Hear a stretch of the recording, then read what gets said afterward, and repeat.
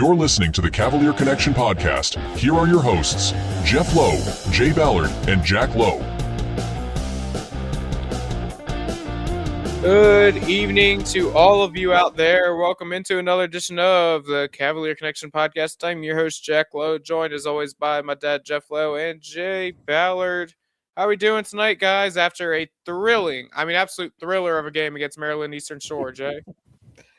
Yeah, 84-60, the final, the spread going in was 37.5, and I posted earlier today, I thought that number was mighty heavy, considering, everything, and it proved to be a little too big, as didn't cover the spread, but big, easy W tonight for the Who's going into a break.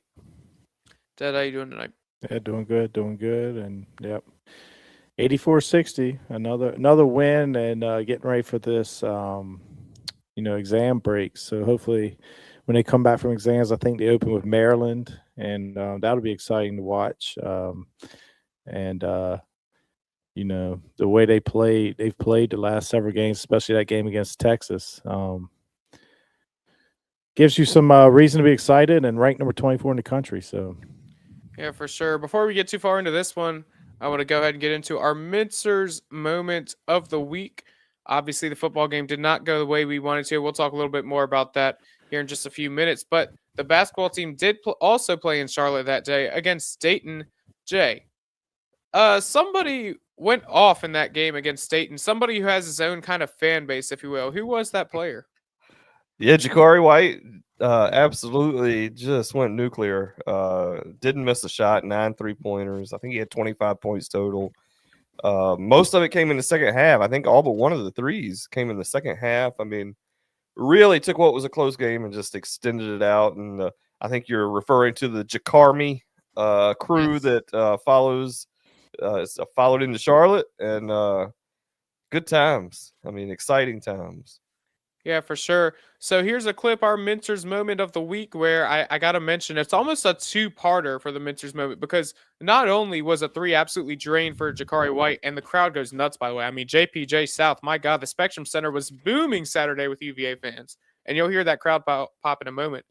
But to make that play happen, an outstanding rebound by the small Chance Mallory, out-rebounding the entire Dayton team pretty much, including the center, the big, and Chance Mallory's shown that a couple times this year where he has the ability to get that rebound over some big guys, even if he didn't have his greatest game. So here it is, Chance Mallory with an excellent rebound, kicking it out. And then I think it was DeRitter who got it to Jakari White, and White took the rest. Here it is.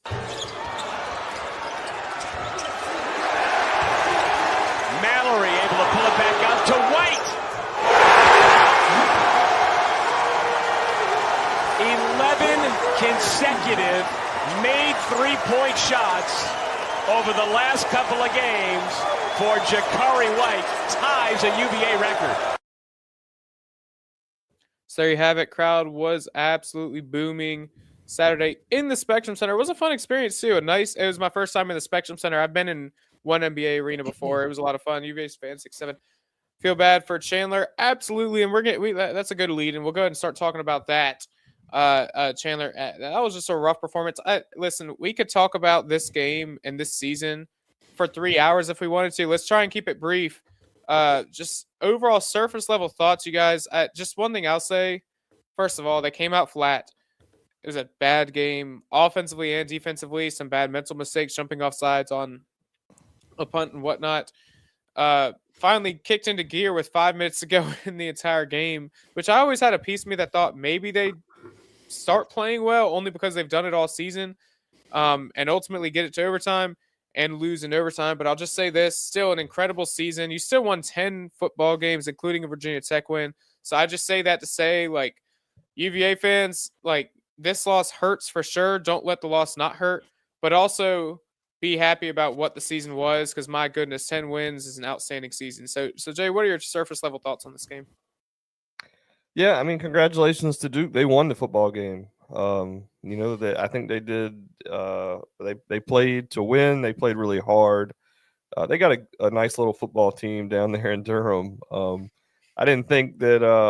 I don't think the better team won. And I think, honestly, if you put a lie detector up to Manny Diaz, he'd tell you that probably Virginia was the better team. But, I think, as you said, we came out flat. When we didn't take the kickoff, I was fine with that, honestly. They kind of made a big deal in the broadcast about not taking the kickoff. I was fine with deferring. I like to defer. I like putting the defense on the field. Unfortunately, we had a long drive that was aided by a penalty on 4th down that, Jeff, you and I were talking, Jack, off the air, and you said if they don't have that penalty, you really think Virginia wins the game. And I can't really disagree. I mean, it was a huge call. It led to 7 points. But, we wanted to keep this kind of short. So I'll say I give a lot of credit to the guys for not quitting when it was 20-10 with 5 minutes to go. It would have been real easy to fold up shop. Even 2013, give credit to Bettridge, made a huge, 42-yarder to get it to 2013. Yep. If you don't make that kick, nothing else, it's not even a game. So credit to him. He made a clutch kick. That was something we had talked about a lot. If you had a clutch kick, how good would you feel with him taking it? He made it.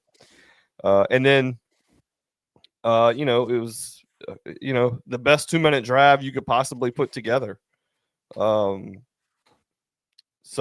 and then to get the touchdown, the only thing was, when we were texting during the game, I texted, I don't know if Jack, if it was just me and your dad or all three of us, but I had said to Jeff, if we score, this was before we scored, I want to go for 2. My reasoning was we hadn't played very well. Let's try to steal the game on one play. He was in the camp of let's kick it and go for overtime because we've been there 3 other times and won every time. So, and there's no right or wrong answer. I mean, I'm not even going to say I was right because if you don't get the 2-point conversion, you don't win either. So, that's a philosophy that Coach Elliott has taken. We're going to play for overtime. Maybe there's a scenario I'd like, Jack, if you're the first one to get him to answer. Is there any scenario where you would choose to go for 2? Like, is it just because this team was experienced and this team had been there that you went for overtime? Or is there a situation when you would go for 2? So I'd be curious his answer on that. Dad, what are your surface level thoughts on this? Yeah. I know I texted Jay also and said, at one point, you're down 10. I'm like, the only way we're going to win this game is if Duke gives it to us at this point. They're going to just have to make some dumb plays and make some mistakes. And this happened back in, I think, the Washington State game. I think similar comments were made, and it happened. And doggone it, I'm like, it's happening again. I thought we mismanaged the clock. Easy for me to say sitting on the couch. I thought we mismanaged the clock before the 2-minute warning. And we ended up benefiting from the mismanagement because Duke decided, they got the false start, stop the clock, and then, the running back goes out of bounds, gets pushed out of bounds, stopping the clock. So now you got 2 timeouts. Then Duke, they commit some penalties on defense, and then we moved the ball down the field. And as I'm watching, when we scored the touchdown to tie, I didn't even see the hat come off. I didn't even know he went out of bounds at the time. So when I saw they showed that replay, I said, oh, God. But, I said play for overtime because we were 3-0. And then, unfortunately, we let them run down our throats until the 1, and then we stuff them, and then eventually they get in. So True Pilgrim 144K. That was an absolutely disgraceful loss. This could really set the program back. It was a bad loss. Virginia just came out flat. They didn't look ready to play from the start. This will not set the program back, though. I can tell you 100%. Losing a championship game is not going to make the program not move to the next level, if that makes sense. It was a bad loss. You had a big opportunity at hand. There's nothing disgraceful about it. But here's the thing is, you still finished with 10 wins this season. 10 wins, including a Virginia Tech win. Now, let's rewind. Let's go back before the season. Not only was Virginia picked number 14 in the ACC poll by the media, 14 out of, 17, whatever it is now. And then also, if you asked us, or if you asked the fan, now we were pretty positive. I'd say I picked 9-3, Jay picked 9-3. I think you picked 8-4, Dad. But nobody had them at 10 wins. Nobody. And if you ask the fan base, most fans were saying, we just got to get to a bowl game this year. We got to win a bowl game this year. We got to win 7+ games. Beat Virginia Tech. and beat and Virginia Virginia Tech. and beat Virginia Tech. Those were the expectations. So now that they've won 10 games and you lose the ACC championship, that doesn't make the program setback. That's not I don't know. I wouldn't say it's a disgraceful loss either. You won 10 football games. You exceeded expectations. Now, next year, I'm not saying that it would set the program back if you lost the ACC championship next year, but next year, now you're going to have higher expectations and you've got to do more. And you've got to, this is the line now. This is the standard now. Maybe not the standard to win 10 games. Yeah. But Let me go ahead and step in, Jack. I got to stop you, man. I got to be Butch for a second. Come on, man. Yeah. Come on. Yeah. we're still we're the University of Virginia. We expect good things. But this is not. You're in a conference with a lot of good football programs. To get back to the championship, we could have a better team and not get back to the championship. I agree. Game. I agree. I mean, the championship game. First of all, who knows the way that college football is going? They could expand the playoffs and do away with conference championship games. In my mind, we won the conference. We were the 7-1 outright winner of the regular season. I don't know if you put a banner up for that, but it means something to me. I don't know if it means anything to anybody else. We lost a football game. I think people would feel differently if it had been Georgia Tech, if it had been Miami, and we had lost. I think when you're beating a team 31-3 at one point, and you win the game 31 or 34-17. I think that's why so many people just use the word disgraceful. I don't think it's disgraceful. Disgraceful would be going out there and getting beat 48-0 or something. Some of those losses to Tech in previous years, those were disgraceful. That was it. Saturday night, you had a football team that just didn't play their best, and they fought tooth and nail for everything they could get, and it just came up short. 2 years ago when Virginia Tech came into Scott Stadium and they blew the brakes off of us, that was a disgraceful loss. Last year when UNC came into town and whipped us by multiple possessions, that was a disgraceful loss. Yeah. Nothing about Saturday night's loss was disgraceful. It does not set the program back. Now, again, I mentioned this to my dad earlier. Virginia is not guaranteed at all to have a season like this next year because, again, with how many – the roster turnover is going to be huge. You've still got to pay the right players. Even if you have the NIL funds, you still got to find the right players and put the pieces together. I think Virginia was kind of lucky this year how they found the perfect pieces to fit right into each other. And they might again. I don't know. But what I am saying is Virginia, this is not a program setback. I'm not saying the standard is to win 10 games from here on out. But the standard is to have a winning season from here on out under Elliott's tenure. And if it's not, you might be talking about a new head coach. Yeah, consistent winning. Consistent winning, yes. Like George Welsh. George Welsh, yes, that's what I was going to say. What was it, 7 wins or how many wins every single season? Yeah.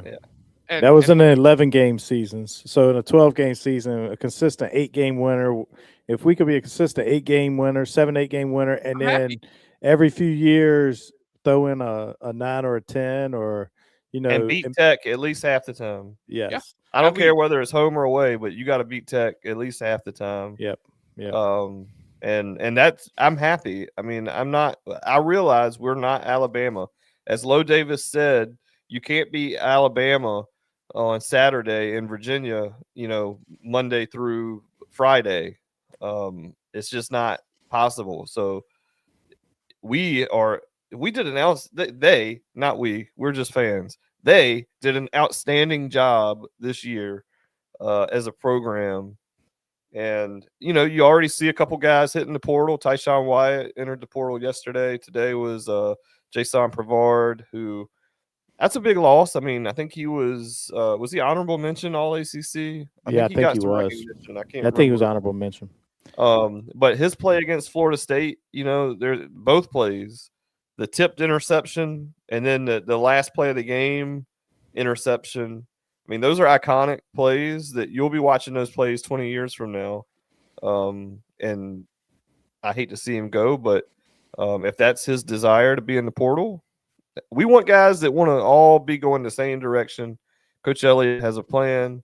And if you're not on board with the plan, find somewhere where you can get on board. And we're in an era of college football now. And don't get me wrong, I hate to see Brevard go. I really liked what he brought to the program, what he brought to the secondary for sure. But we're in an era of college football now where you can't care too much about one player leaving for the portal. there's so much roster turnover every year now, especially with the way Virginia is built now upon these investments. And I mean, man, we brought so many new transfers in this past offseason. And that's just, again, that's how the world works now. You're gonna have a huge roster turnover, so you can't get too upset about one player leaving, unfortunately. And I like Brevard, but ultimately we're gonna find a replacement. Now, whether he'll be as good or not, we don't know. Well, I think we already did, and I want to say that's why I would assume that had something to do with him leaving. I mean, Corey Costner was on the field, and correct me if I'm wrong, but they played the same position a lot. I'll also mention, I think it was the Virginia Tech game. He sat the first quarter of the Virginia Tech game for breaking a team policy, is what I heard. Now, I don't know what that means, what he did or whatever, but he did sit the first quarter, I believe, of the Virginia Tech game for breaking a team policy. Maybe that has something to do with it, some behind-the-scenes stuff. We don't know. This is just surface-level stuff that we see, we read on social media, on websites and stuff. So, but again, it is what it is. But the loss did hurt for sure. And they fought till the end. They did what they've done all season long. The Cardiac Cavs, they scored with I think 17 seconds left in the game. 22 seconds. Got it to overtime. Then the overtime defense. You would have thought they would come out pumped up, ready to make a play, and they just didn't. And then I never. Well, they made a bunch of plays after they let them get to the 2. That's what I didn't understand. That you bowed up when they got to the 2. Where was the run defense? It was like we just let them run. Like we were going to defend the pass, and we just let them run. I was gonna say to True Pilgrim, and he says that we embarrassed ourselves last Saturday night, in your opinion, and I disagree, but you're welcome to, of course you're welcome to your opinion. I would say, and Jay and I have definitely been there where we were we've done our share of yelling at a TV and fussing or whatever, and the only thing I would mention to you is. And for anybody, go to I thought Jay wrote a really good article celebrating the season that maybe make you stand back and just take a overall look at the season on the cavalierconnection.com and how the season went. And I don't know. Jay and I, since we started doing this podcast, we've softened up a little bit. Jay I think he had a little more softening to do than me, but I've softened. And Jack is our hopeful, and Jay just interrupted him and just put him right on down. Like he thought that was his second dad doing that, because I do it to him all the time. But we've softened up a lot too, and maybe that's just with age, and I don't know, but I mean, I get it, and I can tell you, how old is True Pilgrim? I would be too. How old are you, True Pilgrim? I'm just curious. If you don't mind sharing. I'll tell you, 10 years ago, those comments, that's coming right on out of our mouth. We embarrass ourselves, et cetera. That's also the thing is, if you look at, with an exception of 2019 and maybe 2021, over the last 2 decades, Virginia has not had a season come even close. Not even the 2019 season came close to what this season was. 1989. 1989 is the last time they won. What? 10. How many? 10 games. Yeah. So you got to appreciate for what you have. This isn't going to happen every single year. And it was a fun season. It really was. Even if they were skimping by, there you go. I like it. Oh, sorry. You're right. We're not very far behind. We're right there with you, True Pilgrim. Jeff's a little bit older than me. Oh, just a year. We're with you on that. Yeah. I mean, we've definitely been those guys for sure. But I think maybe doing the podcast too and getting to know some of the players, it softens you up a little bit, and don't get me wrong, we sometimes the text messages are flying during the game because especially live during the game, the emotions are strong. We want to win. You can't show some of the text messages on this podcast that are being sent. I mean, my God. We just want to win so bad, But Eric says it good as right. well. You're Fun right, and great season, just disappointing. It was definitely disappointing. Yeah. Like Jay said, if it was Georgia Tech, if it was Miami, maybe SMU, it just hurt because it's a game. You just don't know if you're ever going to get back to this. And you're playing against a team that you're favored to beat, that you really beat the brakes off of. And really, I think, Jay, I don't know if you said it on the air, off the air. I think you said it on the air that, Diaz, if you hooked into a lie detector test, would believe Virginia was the better team.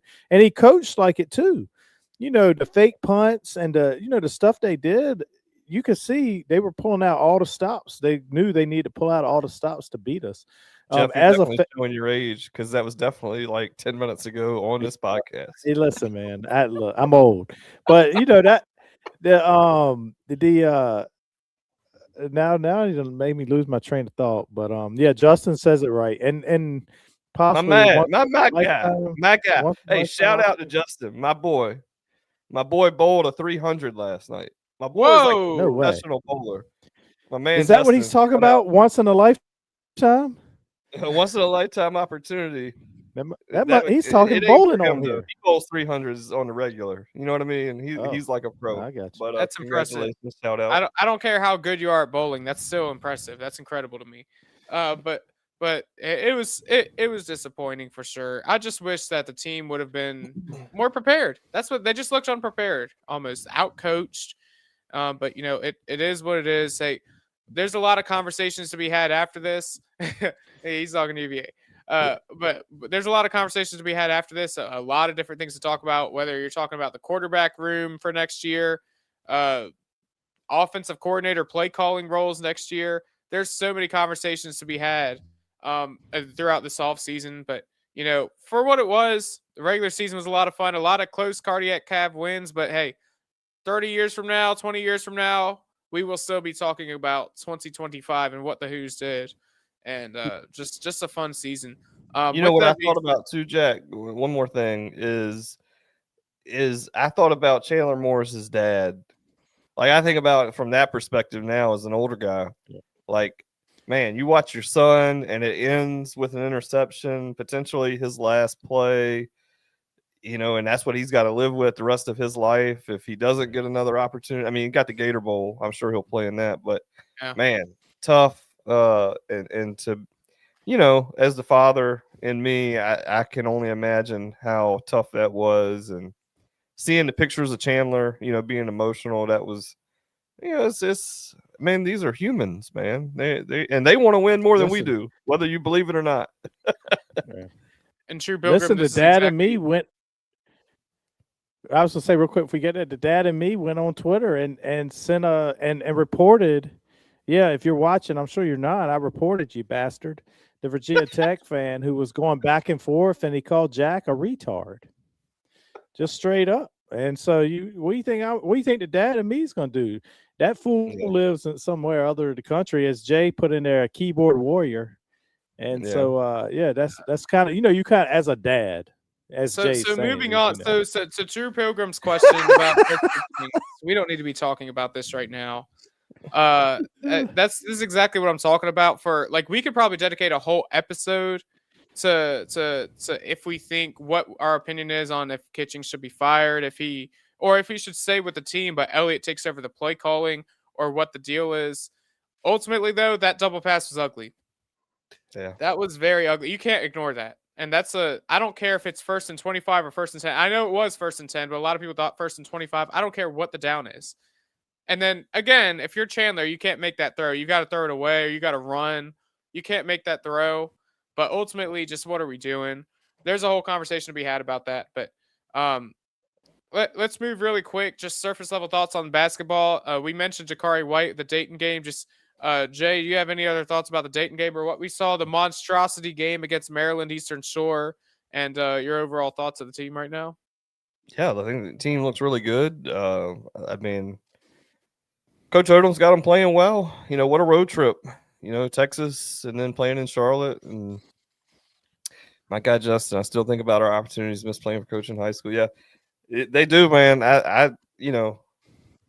There's one game I guarantee you, if I bring it up to Justin right now, if I just say New Kent Conference Tournament, he'll know exactly what I'm talking about. Like, we're down like 26, and Justin was. This is a story. So Justin was a backup on that team. And our starters, we got down like 26 in the second quarter. It was ugly. They were beating the brakes off of us, and they were better than us. Playing in a neutral gym, back when the conference tournament still got played neutral sites, even in high school.